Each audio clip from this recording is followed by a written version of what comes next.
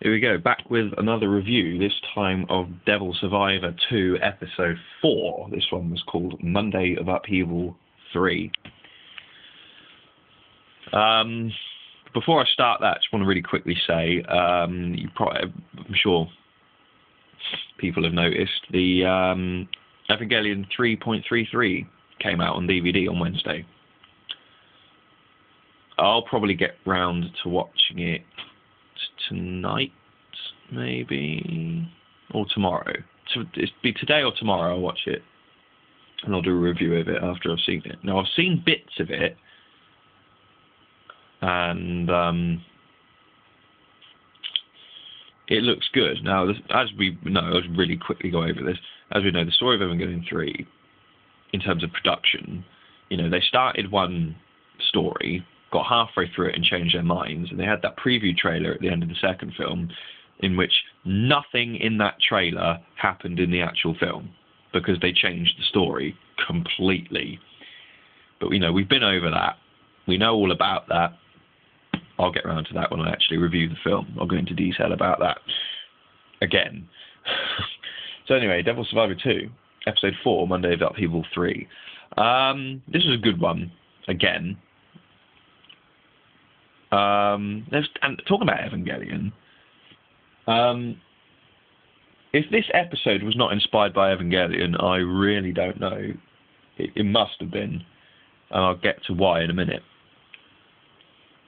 So basically, that Keita at the end of the second Monday of Upheaval episode, Episode 3,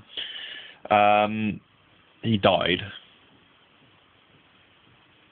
And basically Hibiki's all like, oh, it's my fault, standard cliche fucking when a character dies, someone thinks it's their fault. Cliche bullshit. And then the biggest ass monster, I'm not really sure how to say the names, it's Septentrion or something. They got a really weird ass name. Anyway, the biggest one of those ever, it could have been an angel from Evangelion. It was that fucking big. I swear to God. It was huge. And basically, the whole episode is them basically trying to defeat this big-ass fucking enemy. And in the end, they do. And the way they do it, Byakko, who is,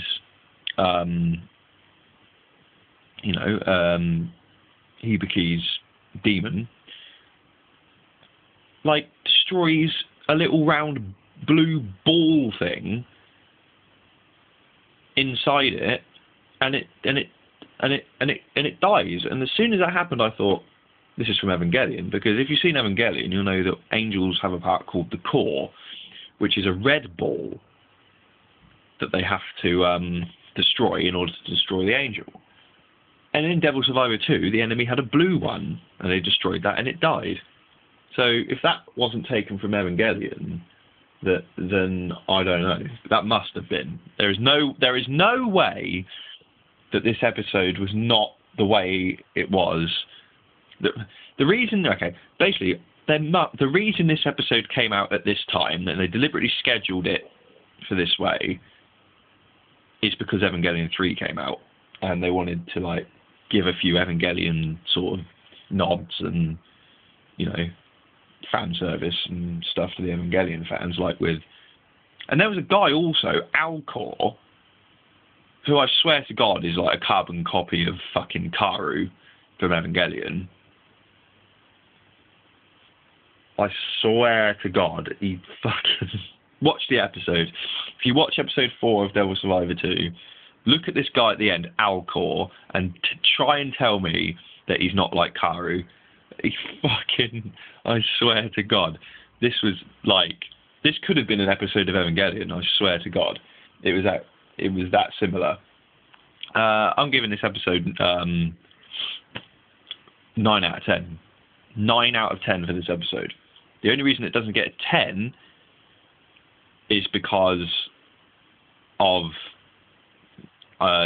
basically just because not all of the main characters are actually fighting. Like Nita, I mean, she fucking fought in this episode, and she had a badass fucking demon. The other guy, Hibiki's friend, that I can't remember the name of, he did fuck all in the episode, to be honest. You hardly saw him in the episode. But yeah, 9 out of 10 for this episode. Very Evangelion sort of like nods and fan service and stuff. It was good shit. Very much looking forward to episode 5.